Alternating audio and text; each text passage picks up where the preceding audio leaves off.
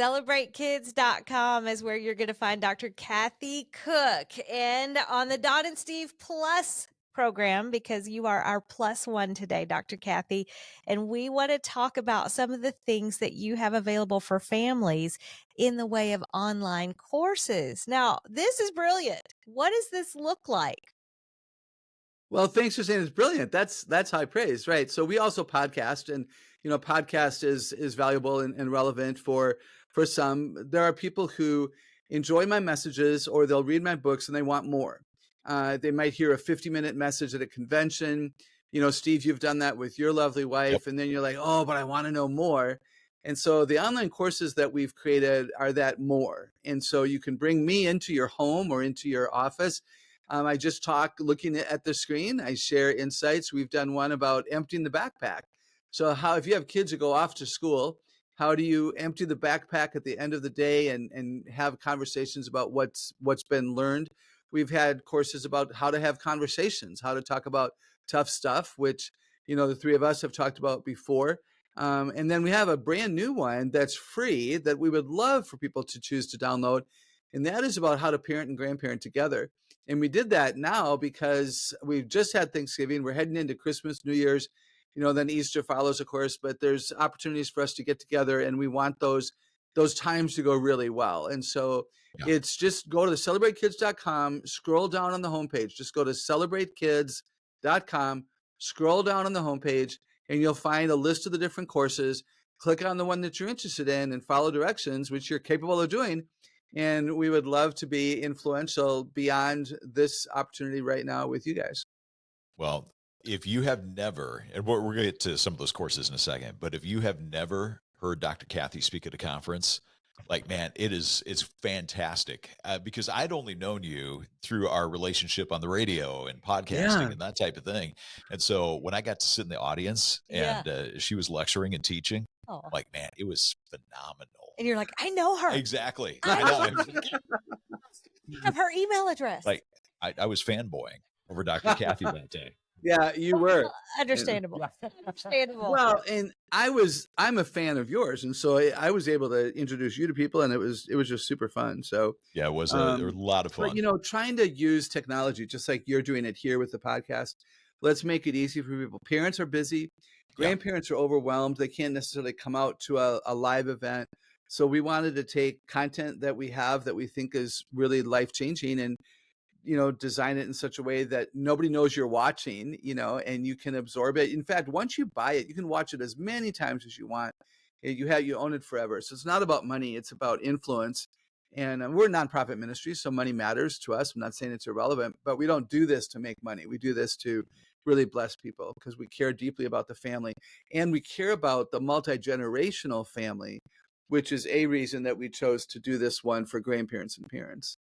Dr. Kathy, I know you care about families. CelebrateKids.com is all about connecting families and giving them great content because that translates into better relationships. What is it, though, about this multi-generational season that we have that you saw a need to step into that space and give some good counsel? Yeah, thanks for asking. There's actually, when you talk to different ministry leaders in different circles, we're all finding that parents of adult children are really struggling. In fact, if you are listening and you are the parent of an adult child, you are not alone. If you are confused and angry and overwhelmed and depressed, in fact, you might find this interesting. At Focus on the Family, they have 15 full-time phone counselors, and they keep track of the questions that come in, and that helps them design radio shows to meet needs, etc. And the number one question that they're getting nowadays is from parents of adult kids. I mean, wrap your mind around that, right? In the old days, it would have been breastfeeding and getting my kid to stay in bed and sibling rivalry and maybe homework helps. But the number one question at Focus on the Family today is coming from parents between the age of maybe 40 and 70, and they have adult kids that they're just not in a good relationship with. So we're concerned about that because God ordained the family before he ordained the church. He wants us known in our family. And I believe, and I know you guys agree, that the grandparents, the elder generation, there's so much wisdom for them to share with us. Yeah. And you don't parent an adult child the same way you parent a 10-year-old, but you have a relationship. It's supposed to matter, right? It matters to Mm. us. Kathy, you've been helping parents deal with kids for a long time now, and you've seen, I'm sure, all sorts of different trends and different things that have changed over the years that you've been involved in the ministry that you have. And so, if that is the number one question that's coming in today over the questions that they used to get, what do you think that is behind that? What's driving that? Yeah, that's a great question, Steve. I'll answer it, and then I wonder what the two of you think. You've been in this cultural chaotic moment for years as well. Technology would be a huge part of it. Technology has allowed, children and adult children to abandon the family. Even the kids who are now adults, when they were 14, 15, 18, they were in their bedroom scrolling and gaming and paying attention to, YouTube stars, not paying attention to a mom and a dad. So some of the isolation that began when they were living in that home has continued on now to this adult child. They didn't know their parents the last couple of years they lived there, perhaps. Parents are busy and overwhelmed. Parents can be guilty of scrolling and gaming and watching a little bit too much tech. So I think technology is huge. The breakup of the family, the divorce. I've met kids who have 8 parents. I can't even imagine keeping track of that. Did you just say Um, 8? eight, Wow. 8. Okay. Yeah. I've met many with 4, but I've met some with 8, and then, multiply that out for grandparents, and it's ridiculous, the number of step and half, step kids and a half brother here and a stepsister there. And it's hard to anybody listening who makes it work. God bless you, because I think that's just so challenging. And so I think technology has been difficult. I think the breakup of the family has been really difficult. I think the woke church hasn't helped, if I can say it that way. I think we have churches not teaching a good standard of what a family is, not teaching truth in a way that everybody in the family can embrace it. Those are probably factors as well. What would seriously, do the two of you want to answer that question? What do you think is contributing to the adult child and the parent having stress? I think you're on it for Okay. sure. 1,000%. And Mhm. one of the reasons I love talking to you, Dr. Kathy, is I learn new things about maybe a situation I've not yet encountered. I didn't know some kids are dealing with 8 different parents. Yeah, yeah, That's a new thing yeah. for me to understand, but to be aware so that when we're in the community and we're talking and we're helping and listening, that I don't do what I just did to you and go, 8? like, Yeah. I got it. I heard it the first time. I don't have to overreact. I do think this technology thing, though, I think I said it even around Thanksgiving that it's the bane of our existence. We Mm, don't realize what it has done to us as a society and within the fabric of the family. What's curious to me is if that's the number one question coming into focus on the family, what's going to be the number one question in about 10 years when sure. these now 4-year olds are 14 and there's been no even effort because the parents have disconnected due to technology. The kids, like they've come into this world and we've not taught them any skills because we've all been Mhm. on screens. Right. My heart grieves for this. I mean, Mhm. spiritually speaking, you've not even entered that conversation. You're just talking about interpersonal skills and being able to have a conversation. I, I, Yeah, I, yeah, no, what's it's, going to happen? I would love for us to not be necessary, because the culture turned such a huge corner, and I know the two of you would be happy as well, because God is not pleased with the condition of his family. I will tell you though, John, there is good data to suggest that more and more people are getting off of social media. There are more and more people who are more and more young people are saying to their dads, "Take this device. I can't control it anymore. I don't like myself when I'm playing all the games." So there's some hope in transition. It's ultimately, it doesn't satisfy, right? God satisfies. God meets our needs. He created us with needs that he meets. Technology will not meet those needs. Friendships formed over texting and friendships formed with people that you game with are not the same as friendships that the two of you have with your spouses, where you party together and you worship together and you serve together. And we have got to pray that young people will crave more of what God designed them for, so that technology becomes less and less desirous, effective. And we're going to see, we are beginning to see some of that happen. It wasn't that long ago that I watched my kids interact a bunch with some of their grandparents, Mm, and I'm thinking, like, I think one of the reasons that they connect so well and they love having grandma and grandpa around so much is because grandma and grandpa are not on technology oh, constantly. They are yeah. getting that FaceTime. They are getting time around the table playing board games and imaginative Yes. play and things like that. Yes. So I think, technology is a absolutely huge thing. The other thing is we've watched kids grow up and fly the coop, leave the nest, Mhm. and go to far parts of the country, if not Yeah. even around the world. A lot of times families tended to stick together in generations Mhm. past, Mhm. and you didn't necessarily move outside of a certain radius. People move all over the world now, Yeah. and families Right. are so spread apart. Right. And I think kids then grow up apart from grandparents, never really getting to know them. Yeah, that's a really good point that I do address on the online course. I grew up kitty corner from one set of grandparents, and my dad cut a hole in the fence, and we could walk from our backyard to theirs. My other grandparents lived 3 blocks away. An aunt and uncle and cousins on my mom's side lived 3 blocks in the other direction. And my dad's brother and those cousins lived about a mile and a half away.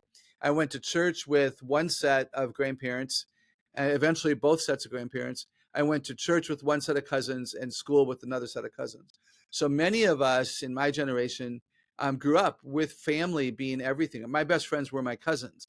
And every Saturday morning, we went to grandma's for homemade pancakes every Saturday morning. It's a remarkable existence. And I could tell you story after story. And today's adults are busy. Today's adults feel overwhelmed by technology and the fact that they don't understand it well enough to talk with their grandkids about it. Grandkids are busy, overwhelmed. We could go on and on with that. But here's the thing, you guys. It's people, grandparents that I talk to, they're like, I don't know how to, like, I don't know what games to play. I don't know what board games to buy. I don't know what toys to buy for my kids for Christmas or my grandkids. I don't know them well. You know what? That's okay. Do you value them? Do you value them? So that's the question of the Yeah. day, right? Do we value each other? Now, we should value everybody. Amen. They're all made in the image of God for his glory. But within the family unit, we should be placing high value on individuals, and we should want to know them, and we should want to have them know us. And what I want to say is that it's the atmosphere you create when you're together that is the most important thing. It's not having enough sugar cookies frosted in exactly the right way. It's not that you went to Etsy and bought the coolest thing and, the Pinterest board to make sure that you had just the best, oh my goodness, it's not about that. Don't put that pressure on yourself. It's about, do I value them? Am I glad that that little girl is my great niece? And how is it that I could love her even better? It's about love and value and the atmosphere that we create as we are together. That's what will make them want to come back to spend more time with us. Dr. Kathy, if we think about that word value, do I value that person in my life, the person who is a relative to me, if we're thinking grandparents to grandchildren or even mom and dad to kids, if we stop and say, I'm not even sure what you mean by that, Dr. Kathy. What do you mean Uh, value? Of course, I love my kid, but we don't have a connection. How do we change that idea of, yes, I value, but I'm not connecting? How can we join those two things together and start to build a relationship? yeah, I love that question. You know what my grandparents did? So I have a brother 3 years older than I am, and then 4 cousins that are my brother's age on down. And when we got together at Christmas, everyone in the family had 5 minutes to share what was going on in their life. Everyone in the family. My youngest cousin Nancy, I remember when it was her turn and she was like 4 years old. And the great aunt Ola and great aunt Erna and my grandparents, everybody in the family got 5 minutes of uninterrupted time to have the floor. to talk about what was going on. Now, my grandmother started that when my brother, who was the oldest, went to college. And now we didn't know what Dave was doing. Prior to that, we went to my grandfather was mayor of our city growing up. So we were together a lot. The pancakes, that's not a joke. Every Saturday morning we had pancakes together. We went to church together. So there was a strong awareness. They were in the front row at the band concerts. All of us were in the band. But then Dave went to college. And they didn't have that close connection, nor did I even, right? And this is back in the day of snail mail letters, and a rare phone call. So that was powerful. And I think if you ask my brother and my cousins, and if my mom and dad were alive, they would say, yeah, that mattered. So my mom got to talk about her committee work, and my grandfather got to talk about his best friend and, having coffee every Saturday morning or whatever. It was amazing. That's how you value. That's how value is shown in time and in a genuine curiosity. So here's a question to ask when you see your grandkids at Christmas, or you see your own kids at Christmas. Say to them, what would you like me to know about you? Don't ask, how is school? They don't necessarily want to talk about that. But I love asking the question, what would you like me to know about you? Now, little kids are going to be, what, Grandpa? But it's an honoring question. What would you like me to know about you? And let the grandkids and your own adult children tell you what they value about what's going on in their current life. Does that make sense? Oh, so Makes a much lot of sense. sense. So much Good. sense. I also hear myself, Dr. Kathy, listening to what my kids might say and then starting to give advice and starting to reply. Yes, exactly. Yeah. I have got to rein that in, because if you're valuing that person and giving them that 5 minutes or whatever you've decided, Yeah. listening, Yeah. not responding necessarily with what you think they need to hear from you, that's going to take some self-control. Well, right back at you, and my grandmother was insistent that the 5 minutes was, we could share whatever we wanted, however we wanted to.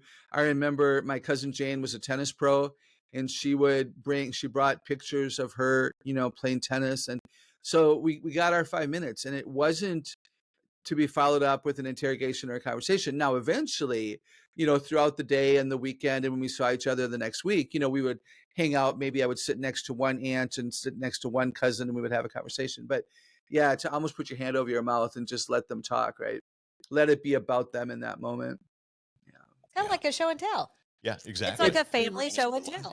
Yeah. It really is, because what I think it demonstrates, I value you and I care, and I want to be able to pray more effectively for you. But I think for believers, whether your kids and your grandkids are saved or not, say, I'd really like to be able to support you. We're a family unit. It matters to me. And if I know what's going on in your world, it helps me pray. So, what brings you joy? It's another great question. What do you wonder and worry about? It's another great question, maybe of the older kids. Yeah. And I have another suggestion, but react to that before I give you another suggestion. What I love about those questions is they're absolutely open-ended without leading. Yeah. Where, the typical conversation with the kids is, so tell me about school. How's school going? Right. And you're taking them down a subject matter that they probably don't really want to talk about. Exactly. Right? And so you're saying, all right, what do you value? And the floor is yours. Same thing with adults, well, how's work going? And you're taking them again into a subject matter that they may not necessarily want to talk about. And here you're like, no, what's on your heart? It's open-ended, and it give you the opportunity to go deeper than just that surface level stuff where so many of our conversations tend to hang out. You know what I think will happen, Steve? I think in some families, we're going to find out that there are things we did not know that we're delighted to know, and that we have something in common with people. I wonder if we're going to find out that a grandmother and a grandson have something in common, and they don't even know it until maybe one of them shares, and then the other one goes, wait, I like that game too. Or, that's my favorite thing to do at the park too. And it just expands that unity and that togetherness, which is what the family is all about. Mhm. Yeah. Beautiful. Do you want another suggestion? I do. You have more suggestions? Let's go. Yeah. So here's something, wrap your mind around this. Children really don't understand how the family works, right? They don't get it. They don't understand that sexual intimacy gives birth to children who then marry and make other children, etc. So when my brother so my brother Dave is married to Debbie, and they have a daughter, Betsy, married to Jason, and they have 3 children. So I have 2 great nieces and a great nephew. So much fun. And when my great nephew was with us for the first Christmas, he was maybe 2.5 years old. I wish I could remember exactly. I had never met him. So 2 things that are really important to me. I couldn't expect him to love me. He doesn't even know me. Right. I loved him because I'm a prayer warrior and because I'm thrilled that Betsy and Jason, had a child. And so I have this emotional connection to Betsy and Jason and my brother and sister-in-law who are thriving as grandparents. So I had this emotional connection to him, although we had never met. He doesn't know me from a hole in the wall. I'm a complete stranger. It is not appropriate for me to go and demand a hug. And it is not appropriate for me to be angry that he doesn't want to sit next to me while I read him a book. That's Yep. arrogant. And one of the things that we did that was so much fun was my brother explained to him who I was. So JD has a sister, all right? JD has a sister, and my brother has a sister, me. So my brother and I sat there, and Dave said, okay, Kaysen is your sister, and Kathy is my sister. And it was like JD's little eyes were just like wobbling. It was like his brain was just like, okay, wait, Daddy or Grandpa, you have a sister? I have Yeah. a sister. This is my sister. And so I think it was so much fun. And so 2 things. Maybe you help them figure out how you're related. What are you doing in the room? Right? Why are you in the room? Yeah. Maybe you do a fun family tree. My niece Betsy, the same mother of JD and the 2 girls, she has a wall in her home of pictures of everyone, her aunts and uncles, just everyone in the family. And we're all named. And she goes through that wall and she'll say, now, who is this? That is Aunt Kathy. She is married to Grandpa. And she goes through that. And so when we're together rarely, when we're together, they know me because not just because of an occasional FaceTime video, but because Betsy and Jason have made it a point to let the children know that they're a part of something much bigger than them. They happen to live in Pennsylvania, separate really from the rest of us, and we don't get to see them often. So explain to people, the children, explain who you are and how you relate to them, and don't force them to love you. Does that make sense? I know it can be so painful, but don't Ton. force it. They don't even know you. It's not about you. That makes a ton of sense. Yeah, and you're right. Not only do they not know you, if unless you're going to be super engaging and entertaining and whatever, they may not even necessarily care to get to know you at that Exactly. age. Yeah. They want to know if you have candy or if you've got a toy that they want to play with. And so, you want to get to know them a little bit. I'd say sit down on the floor with a toy, Yeah. and you might be surprised that you'll get to know them a little bit, and they may even get to know you a little. Yeah. Yeah. I like to say walk toward them. Don't expect them to walk toward you. Mm, yeah, Walk toward them. What are they yeah. interested in? And share that before you expect that they would share something that's important to you. Yeah. Oh my goodness. Yes and amen. And Yeah. I know for some, I'm just thinking about a family member who's no longer with us. But Dr. Kathy, that was psychologically impossible for that person because of the Oh. wiring and just the choices that he made in life. He could not. It was my daddy. He could not see his grandkids and say, Mm. I I want to know about you, because Uh, he was always looking at it through the lens of his life and his experience and what he thought they would mm. need to know. And it was so sad to me. And we would Uh, have these conversations. Please just ask them about them and listen without giving constructive mm, criticism. mm. So if we recognize that in our own lives as we go into a new opportunity to connect with family members, either ones we don't get to see very often, like your family in Pennsylvania, or the ones that live like in the adjacent yard. Yeah. If we notice some of this behavior in ourselves, what would you say that we Mm. could take a first step to correct that and relearn how to connect? Yeah, I love that. Good old fashioned accountability, forgiveness, self awareness, certainly self awareness, having the courage to self evaluate, which is a biblical concept, right? God would That's expect really that of good. us. And then to go to people and apologize and ask to be forgiven. I talk about this in the course. If there's long-standing regret, bitterness, shame, judgment, anger, if there are things that have happened relationally, and that's quite possible in even the best of families, then you're nervous about Christmas. You're nervous about, being together. I understand that. Would you have the guts to go up to a family member and say, I am beyond sad for the way we left it the last time that we were together? And I don't think we need to rehash it all. I would just love to say that I am really sorry for my part of the argument and the problem, and I'd love to not repeat that this year. So I want you to know I'm choosing to come into this situation, and it's not about me, and I don't need to be right. I just wanted to acknowledge that, and then you wait to see if they would maybe say something in return. So I think, self evaluation, discernment, admitting our fault to the people that we have hurt. I think that's essential, and it takes a big person to do that, right, Don? And maybe we even do it beforehand, and we reach out with a phone call, not a text, unless the text is to set up a phone call. And maybe before we're even together on the 22nd, 23rd, 24th, we've already had some conversation before we're physically together to say, man, I don't want this to be all about us this year. Can we rein it in and be careful? Let's love our parents better than we did last year. Like that would be amazing.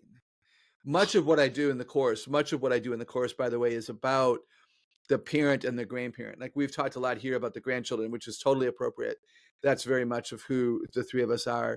And yet I want people to know if they choose to download the course again, which is free, I do spend time talking about how the grandparents can serve the parents of the children so that the parents want them to be there. In other words, you don't bring all the sugar cookies. If your children are raising your grandchildren to be sugar free, then you need to respect that and honor that boundary, or it won't go well for you. And I don't think it should go well for you if you step into a space where you're really not wanted. And that, I hope that doesn't come across harsh, but this is stressful and it's awkward, but we can do it better, or I wouldn't be here talking with you on the podcast. Yeah. Well, it's I said this little bit earlier in a previous podcast that we did. That whole thing with the sugar cookie is funny because that is one of the things that in our family that can tend to be a bit of a thing. We have to Yeah, detox our kids after they've been yeah, around grandma and grandpa.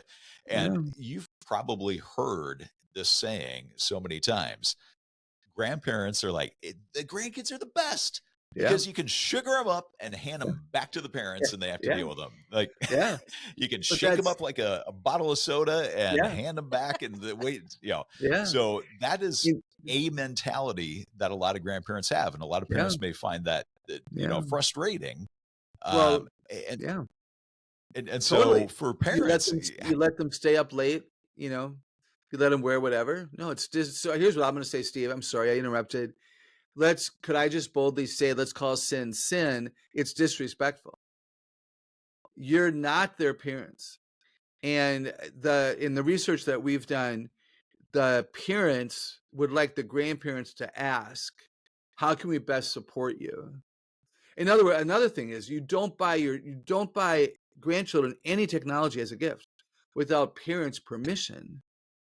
And I don't think you buy them a movie pass without parents' permission. For all you know, that grandson is not allowed in the movie theater because of past behavior, and that gift is going to go over like a lead balloon. So having conversations with the goal of respect would be huge, right? So true. So true. Respect. And the Lord asks us to do that of one another. And that family relationship is the hardest. It's the most Yeah, challenging and difficult. And yet we're still powered by the Holy Spirit if we're walking with Him. And yeah, that means that He and us can help us do these conversations, do these relationships better, thinking about it in the context of honoring Him ultimately by yes. honoring one another. Dr. Kathy Cook with us, celebratekids.com, that free course that you're talking about right there in the middle of the page. If you just scroll up a little bit, you'll see that as well as so many others. Thank you for being our plus one today. It was an honor and a joy. Thank you for the privilege. Glad you invited me. Absolutely. And we'll have you again. And would you join us by liking and subscribing whatever platform you're listening to Don and Steve Plus on?